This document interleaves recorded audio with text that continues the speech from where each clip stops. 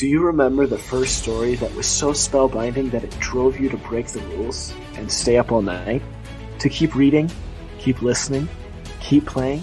So good you forgot your life and lived there? So good that the moment it ended, you asked yourself, what next? Welcome to the floor. Our goal is to take you back, take you deeper, to explore and understand more, and relive that childlike wonder. Join us as we dive deep into humanity's greatest stories, no matter how they are told, through books, movies, television, even games. One of us does an in-depth research on our topic. One of us is familiar with the topic. And one of us knows nothing. So the right questions will always be asked and will be addressed for anyone coming into the topic, regardless of how much you know. Enjoy another world, another adventure, another spellbinding story. Join us on the floor. All right. Welcome back to the floor. This is another Dungeons and Dragons episode focused on the world of Eberron. And we are continuing to fulfill our Patreon requests here. This one was Redbeard. Yeah. Oh, yeah. So this one was by one of our newer patrons, the Redbeard. Yes. He's also the one in charge of taking care of our Discord now. Yes, he's our warden for the Discord. So not only do we want to do this episode for him because he's a patron, but because he's being very helpful with the Discord. And if you haven't checked out the Discord, please do. We'd love to play with you. So his request here is the Religions of Eberron, which he mentioned to me in the request. He's like, whenever I make a character, there's a lot I understand about, that makes them awesome. And that goes into that. He says, but if I feel like the one place where I'm weak is choosing their religion and their patron and building that part of the character because I just don't know those very well. So he asked us to do some in-depth deep dives. And so we'll be doing those going forward. All right. So we're going to be talking about the Sovereign Host. This is the largest, most popular religion on Eberron. And, religion, it grew up alongside civilization. So this starts at the end of the Dragon Age, at the beginning of the Demon Age. So the dragons are around, and as lesser sentient beings begin to come forth, such as giants and goblins and all that. 16 of the dragons were chosen and ascended into sovereigns, and these are the ones who become the gods. And so these are dragons. So they were dragons. So 16 dragons were like, you know what? I'm sick of being a dragon. I'm a level up. It's part of the Draconic Prophecy. So, that explains it. So, the Draconic Prophecy is like your first religion, but it's really just for the dragons. It's called 3. So for men, this was like pre-religion. The Draconic Prophecy. Right. And the Draconic Prophecy only cares about dragons. Like it doesn't really. The Draconic Prophecy is about the future of Eberron in general, but only dragons can read it. Right. But it doesn't really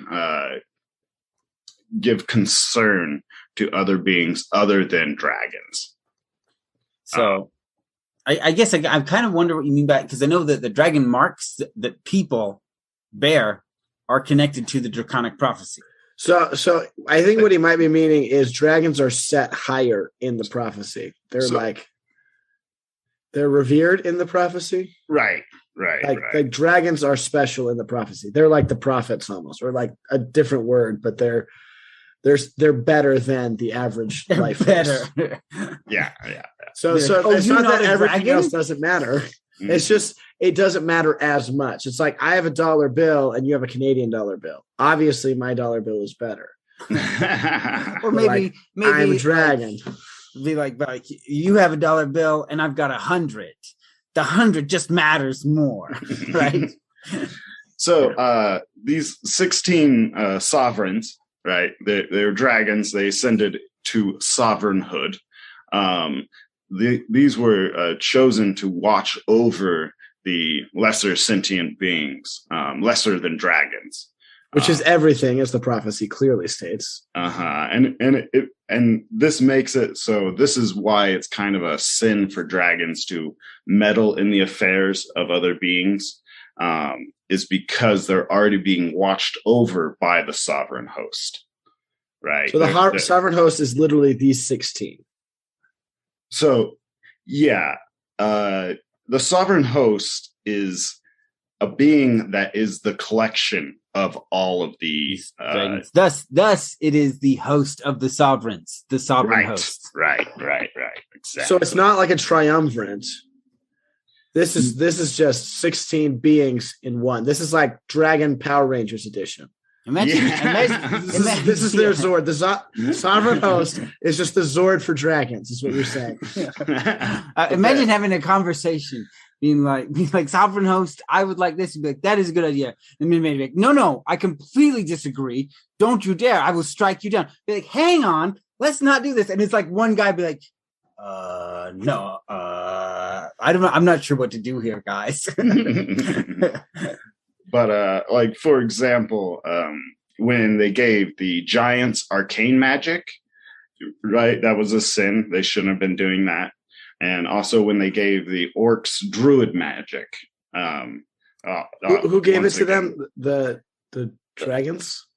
Yeah, the dragons. So the dragons kind of collectively gave the giants arcane magic. So not the sovereign host dragons, but the other dragons. Correct. Yeah. So not the, what do we call the 16 dragons? That's just the Zord dragons? The sovereigns. The sovereigns, okay. Or Zords. Yeah. Yeah.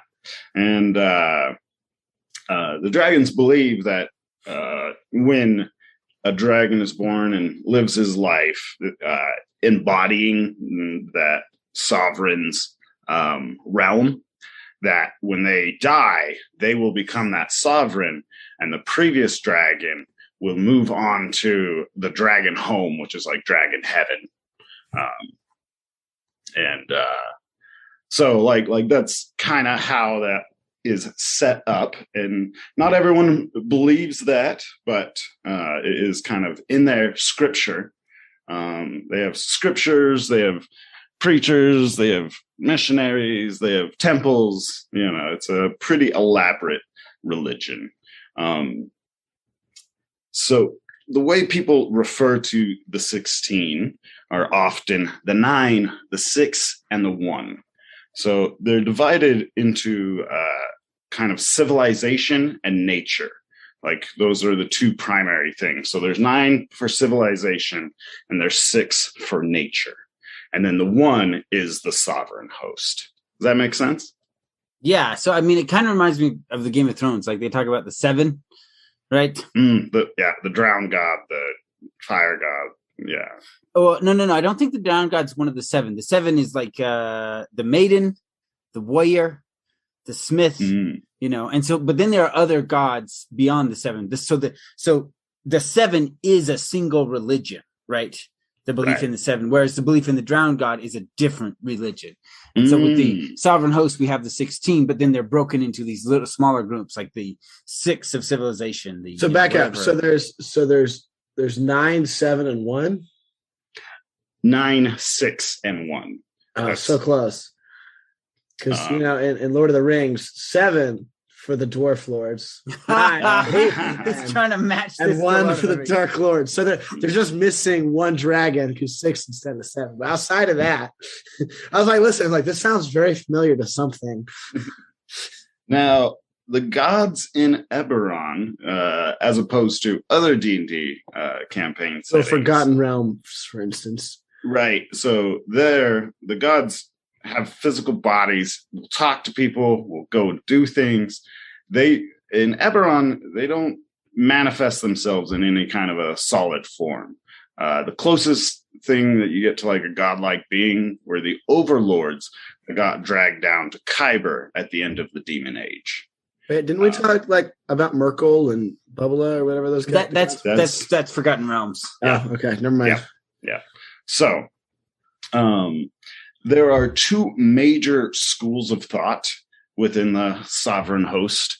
One Only is 2. That's impressive. well, You think two you'd have majors. 16. Major. Yeah. There are plenty of And this is quite religions. simple. Does pineapple go on pizza or does it not? All right. So we have the doctrine of universal sovereignty.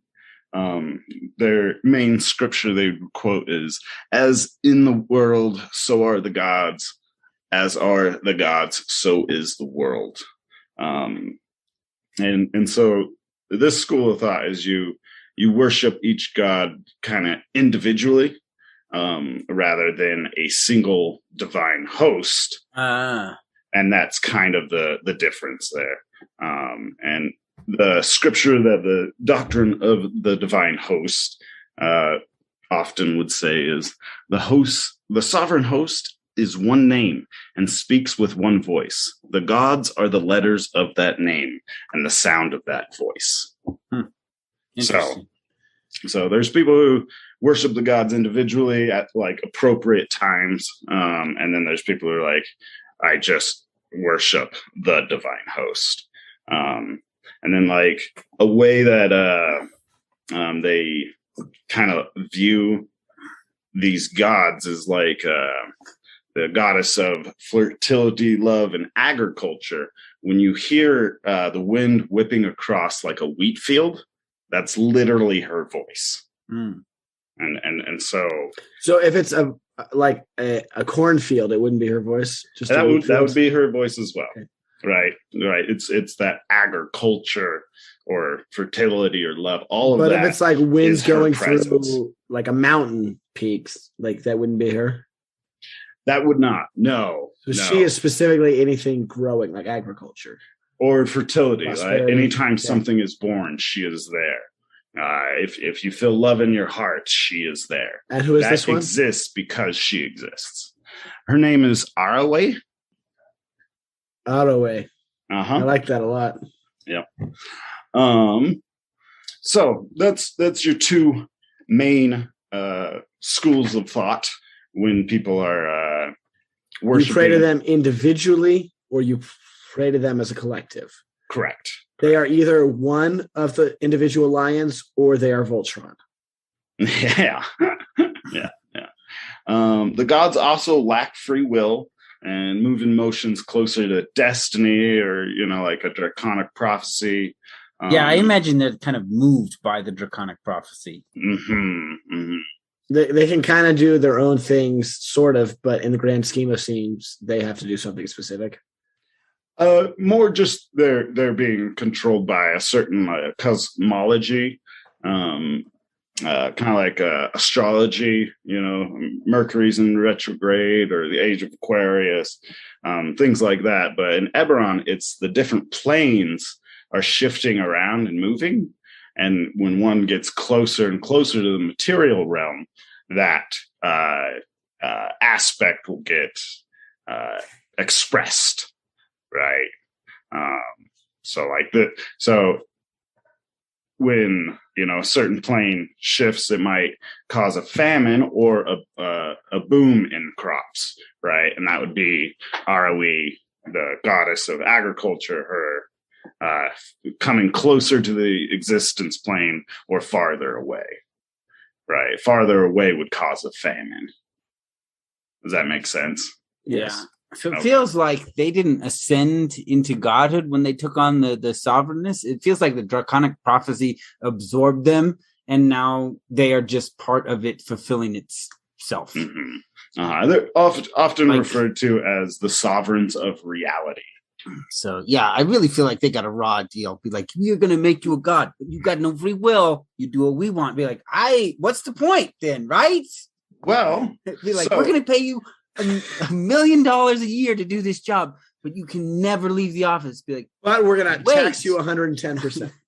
Wait, you never leave the whole reason I want to make a lot of money is so I can go do cool stuff with it. Money is for freedom. I don't want no freedom. All right, let's take a quick little snooze, and when we get back, Eli, what are we talking about? You're going to recap for us, and then I'm going to get I'll go ahead and answer you guys is why would it be good to become one of these sovereigns? Why is it worth it? And then we're going to move on to what the different gods are. And eventually we're going to get to the schism. And trigger warning for that if you don't want to hear about sexual abuse. I don't. You don't have a choice. They do. Yay.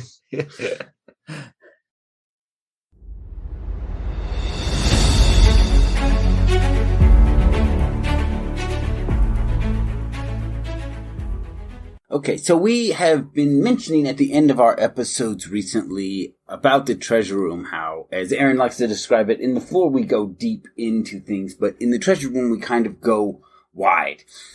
And we wanted to give people who have never been in the treasure room a little bit of a sample. So going forward, we'll probably be putting in little bits and pieces here. So here is a small clip from the treasure room. We hope you enjoy it and are interested in learning more in there.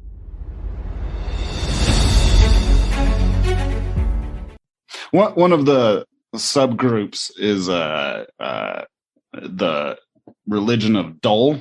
So there's 4 gods that have the Dole name, but 2 of them are part of the Dark Six, so their name was taken from them. So the mockery used to be Dole Azur. Now he's just a mockery. Yeah, exactly. I tried to hunt down each one of their names. So I heard this crazy story. It's about a dentist in like the 1800s. In Eberron? No, in the United States. And so this was back in the day of like barber surgeons, right? And so like the guy would just rip teeth out of your mouth, right? He was just a dentist. Right. That's all he'd do. So he legally changed his name to Painless so he could make it part of his advertising without it being false advertising. And he even gets taken to court multiple times for people who like, he pulled out 4 of my teeth and it was excruciating. It's not painless. And he's like, I didn't say the process is painless. I said I am painless. This is my name. This is my name. And because it was his name, the judge ruled in his favor. So going back to Eberron and the Dark Six, I feel like if they just legally change their name to the name they're being called now, then they get the power from the name. Be like, I am the mockery now. That other guy's gone. This is who I am.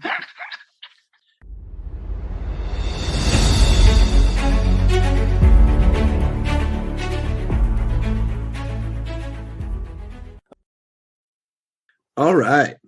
Welcome back to another D&D lore episode. This is talking about the Sovereign Host. Let's recap a little bit. Let's see if I remember anything.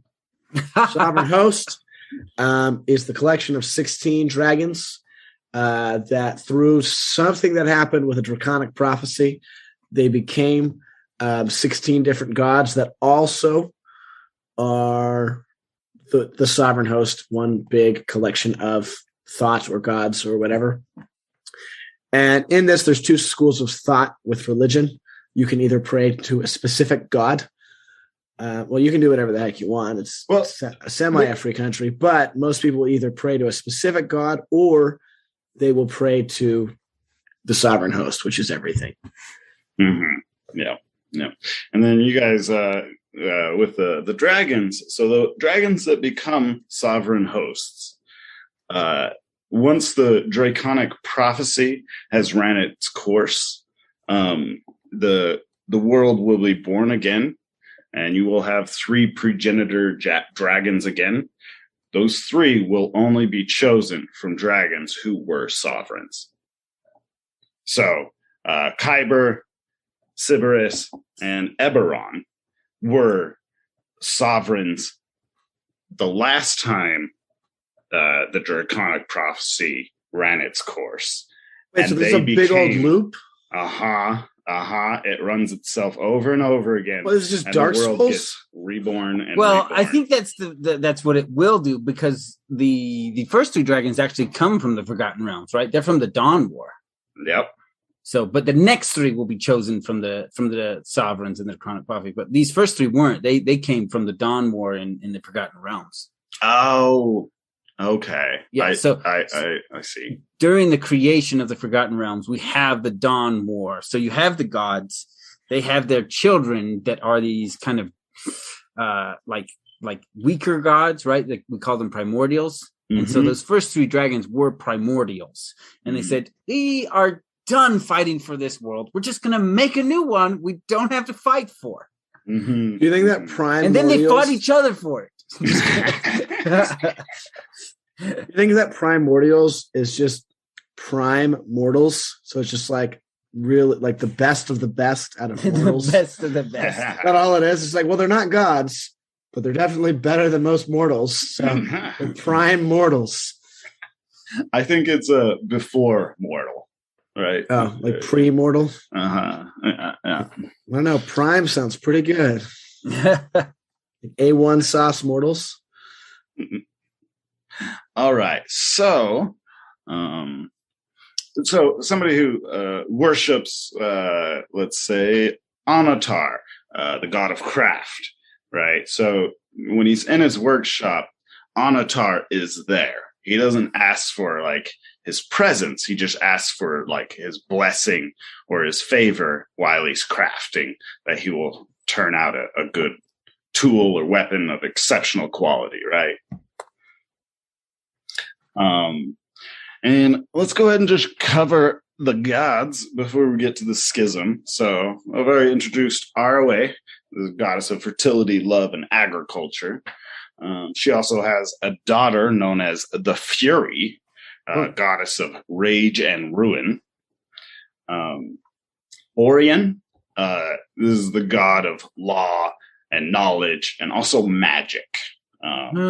So it is rumored that he is the one who gave magic to the giants, right? But so they do disagree with each other, right? He's like, I'm going to give these guys magic, and they're like, don't give those guys magic, but like, right. But it's just whichever history you decide to follow. So the giants were probably like, hey, this was a great thing. What do you mean he screwed up? No, the giants actually look at magic as a bad thing. And oh, really? In current Eberron, it's like a sin for a giant to use magic. Interesting. That'd be fun to play a giant with magic. Joe has to play a wizard that's been excommunicated from his family. And okay, so the goddess of light, or the god of light, because of his existence, casts a shadow on the god of magic, creating the shadow, as he's known, which is like his brother, his counterpart. It's the dark magic, right? You have regular magic, and then you have a dark magic that comes from his shadow, which he's only referred to as the shadow now, because during the schism, it creates the Dark Six, and they strip their names from them. And so then they're just referred to as, for example, the Devourer, the Fury, the Keeper, the Mockery, and the Shadow. I feel like that was not an example. I feel like that was the actual list. Yes. Yeah, that's the actual list. And then there's also the Traveler as well. So let's just right, the god of law and knowledge and magic, that's a civilization god, right? There's Bellinor, the god of beast and hunt. That's a nature god. There's a lot of names. I guess this is the sovereign host, right? We got 16 dragons, and then apparently one made a shadow who got ripped into 6 pieces. And now we're dealing with 22. It's getting big. Wait, back up. One got ripped in pieces? So he didn't get ripped in pieces. He got it during the schism, right? They take his name from him and is cast out of the sovereign host. So wait, where did the 6 come from then? So part 6? Yeah, that's going to happen after the schism. Okay. So you're saying we're not there yet? I'm just going to list everybody first. Okay. We have Boldry, the goddess of community and home. There's Dole Aras, goddess of sunlight and honor. This is the one who casts the shadow, right? Without the light, there wouldn't be shadow. I feel like we're going to have to do a full episode on each of these guys at some point. We don't have to. There's Dol Dorn, the god of strength and arms.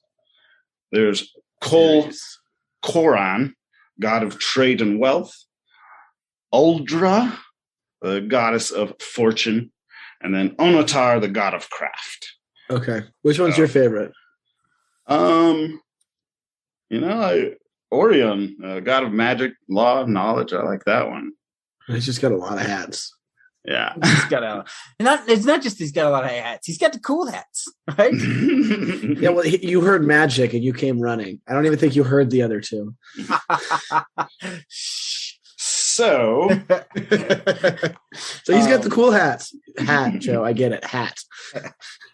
Hey, we talked about wizards and their hats. Wizards do not wear funny hats. They just have funny shaped heads. Is that? No, it's an illusion that's been cast on the fighter, right? So you go for the. If you see a wizard in a funny hat, you're not looking at a wizard. That's an illusion that has been cast on a fighter to make everybody else think that's the wizard, and they try to kill it because it should be easy. Yeah, and then it's like, I have an armor class of 50. Is that true? Swinging. All right, so we're going to talk about the Schism. This, I believe, happens during the Age of Monsters, which is when the Goblin Empire was. Now, the gods known as the Dark Six, they have been meddling with the other gods for a long time. And it is said that the thing that finally made the sovereign host decide to cast them out of the sovereign host is when the Devourer raped Arwe, the goddess of fertility, giving birth to the Fury goddess. So, the Devourer and 5 other gods have their names stripped from them and are now referred to as the Dark Six, and people don't speak their names anymore, except for, some warlocks and things who, So this is all still part of the sovereign host. Yep. These 16 dragons are just not getting along. So now there's 10. So the Dark Six have been considered to be kicked out of the sovereign host. And there's a 7th because they gave birth to one, right? Yeah. Well, she's one of them. The She's daughter. One of the 6? Yeah. The She's daughter considered one of the Dark Six? You get in trouble for being alive? Well, It's rough. She comes out and she's she comes out like alive and a part of madness. This also kind of correlates with the plane opened to the realm of madness, right? Well, I feel like have you guys seen Arcane? To that. What? Have you guys seen Arcane? No, is it good? I've heard it's like people keep saying it's like Eberron. It's really good. So anyway, you'll meet Jinx in Arcane. She's a someone from the game, but it's not her fault. She's messed up. She's had a traumatic life. Right? Oh my gosh! She's still messed up, and you don't want to be around her. Like, she's dangerous, 100%. Okay, Joe, but it's I have not a her question. fault. I have a question, Joe. I've heard about that show, and I've seen on different D&D platforms that show is what like Eberron would look like. Like, even though it's League of Legends, that's like it's pretty close to similar to Eberron. I feel like they've got a lot more magic tech and technology than you generally would see in Eberron. So I mean, it's like Arcane is Eberron in like 1,000 years, right? Okay.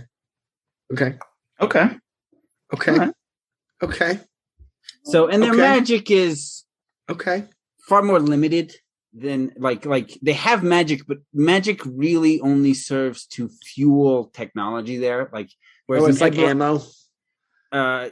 Or like it's what activates your various devices, right? Whereas in Eberron you have magic, like full on. You can be like, just cast a spell. Yeah. Okay. So, but yeah, back to the sovereign host. Oh yeah, it's not her fault, but she is angry. Well, it's not the sovereign host that's the better. It's the Devourer. Is that her name? Him. Yeah, the Devourer. Yeah. Okay. But we're running short on time. So okay. So anyways, after the Schism, that's kind of where the sins come about. So qualities of the Dark Six are now sins in the sovereign host religion. So I kind of like nature's that wrath. origin of sin, right? Okay. Yeah, we have nature's wrath, we have madness, we have greed, death, violence, dark matter, dark magic and change. Right, these are major sin things that they try to avoid now, because those things would give power to the Dark Six, and right. they would become more powerful, and that's kind of why the name was stripped from them to deduce their power. Is the Sovereign Host just 10 now? Pretty much, but it's kind of like the Six are still there, but they're like not it's like an infected foot or something. Well, it's like when they're all in their lines, it's like those guys are bad, don't mess with them. But when we need to be Voltron, we can be Voltron. Well, like the god of death, right? The keeper. He exists because that quality exists, right? So as long as there is death, he will have that power, right? That's not fair. It's cheating. Or as long as there is greed, that is him, right? Anyone exercising greed has him in there. Jeez, he's going to be the most powerful so fast if he came to America. Freaking man alive. So the goblinoids, they were mostly atheists, but there were still sovereign host believers that were kind of just suppressed. But they call the sovereign host now the overthrown because of the schism. They believe that it's actually a different god. I like now. the goblin name better. Be like, who do you serve? The sovereign host. What about you? It's like the overthrown. Be like, that's better. Be like, same thing. We just have a cooler name because we're cool that way. Yeah, we're cool, man. They're not hobgoblins though. So that's like pretty much the sovereign host for you. After that, it breaks down into other sub-religions, right? There's schematics, and they believe that the Dark Six should be not only returned to the sovereign host, but in charge of it, and the other 9 should be thrown out, and that the sovereign host should only be made out of the 6. Other 9? I thought it was 10.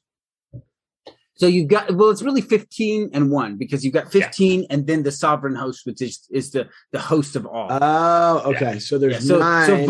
So you've got 15 lions and 1 Voltron for 16. Okay. Yeah. Well, let's back up for a second. There's probably 9 lions and 6 like decrepit jaguars and 1 Voltron. So kind of where we're at. I know Joe wants to. So other religions in Eberron. I know Joe's going to be covering the blood of Vol. Is that right? Yeah. So in our Caneth episode, we talked about it just briefly because we encountered it there. So I did just a 1 sentence, be like, this is what it is. But in January, we will do a full in-depth episode on the blood of Vol. Awesome. I'm excited. And then just some other religions, right? We've heard of the Silver Flame, right? Yep, Silver Flame. There's also the cults of the dragon below. We also have the Path of Light. And the cults of the dragon below would worship the 6. Kyber. Right? Oh, we did talk about that. They worship the evil one because he's locked in with Eberron, right? Those two were like buddy. Uh-huh. They're like fighting forever, and they created the world of Eberron. Yeah. So that's good and evil, and Kyber is the evil one. So the ones the dragon below worship like literal Satan. Pretty much. Yeah, just checking. The 6 are like small potato chips compared to literal Satan. Right. Yeah. There's also the Undying Court, and then there's the Spirits of the Past. It's that's Back to the Future. That's Back to the Future. That's Doc and what's his name? Spirits of the Past. That's Back to the Future, isn't it? That's what they do. They probably drive a DeLorean. And then so the afterlife in Eberron, or the Sovereign Host, is your spirit goes to Del Dora.